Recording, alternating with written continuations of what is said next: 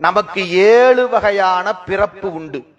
நமக்கு 7 வகையான பிறப்போட பேதமே மொத்தம் 7 தான். உயிர் எடுக்கிற உடம்பினுடைய பேதம் 84 லட்சம் யோனி பேதம். நல்ல கவனமா உள்வாங்குங்க. பிறப்பினுடைய பேதம் 7, உடம்பினுடைய பேதம் 84 லட்சம். நீங்களும் நானும் எத்தனை தடவை பிறக்கணும்? 84 லட்சம் தடவை பிறந்தே ஆகணும், செத்தே ஆகணும்.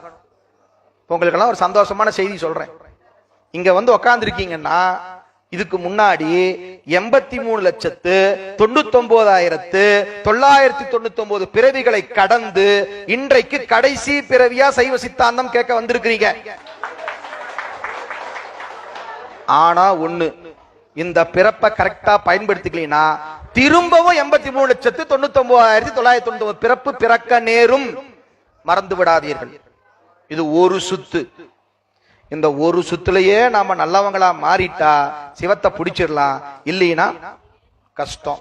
அதனாலதான் பெரியவங்க சொன்னாங்க, இப்பிறவி தப்பினால் எப்பிறவி வாய்க்குமோ. கிடைச்ச இந்த மானிட சட்டைய சரியாக பயன்படுத்திக் கொள்வோமே ஆனால் இப்பிறப்பிலேயே சிவத்தை பெற்று விடலாம். சரி, எனக்கு 70 ஆகி போச்சு சார், 80 ஆகி போச்சு சார், கவலைப்படாதீங்க. திருநாவுக்கரசர் முத்தி பெற்ற போது அவருக்கு 81 வயசு. கிடைக்கும். கரெக்டா அன்பா முயற்சி பண்ணா நிச்சயம் கிடைக்கும். அப்ப 7 வகை பிறப்புங்க. என்னென்னு கேட்டீங்கன்னா, தாவரமா பிறப்போம். 1 ஊர்வன. தாவரம்னா மரம் செடி கொடி. ஊர்வன பள்ளி பூரான் லொட்டு லொசுக்கு. அப்புறம் தேவர்கள். நமக்கும் தேவரா பிறப்போம். தேவர்கள் வேற நாம வேற நினைச்சுக்காதீங்க. வையத்துள் வாழ்வாங்கு வாழ்பவன் வானுரையும் தெய்வத்துள் வைக்கப்படும். நாமளும் தேவராம் மாறலாம். 100 அஸ்வமேத யாகம் பண்ணீங்கன்னா நீங்க தான் இந்திரர். சத்தியம். அப்ப மனிதர், ஊர்வன, தாவரம், ஊர்வன, தேவர். 4வது பிறப்பு நீர்வாழ்வன.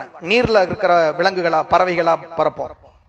5வது பறவைகள் வானத்துல. 6வது மிருகம் காடுல மேட்டுல. 7வது பிறப்பு மனித பிறப்பு. அதனாலதான் 7வது பிறப்பு ரொம்ப முக்கியம்னு சொல்லுவாங்க. 7 பிறப்பும் உமக்கு ஆளாவும் சொல்லுவாங்க. ஒவ்வொன்னா பார்த்துட்டே வந்தோம்னா அது ஒவ்வொரு இடம் போயிடும். 7வது பிறப்பு மனித பிறப்பு. இந்த 7 வகை பிறப்பையும் கடந்துடலாமாமா. எப்போ? அஞ்செழுத்தை சொன்னீர்களே. ஆனால் நமசிவாய வெறும் அஞ்செழுத்து.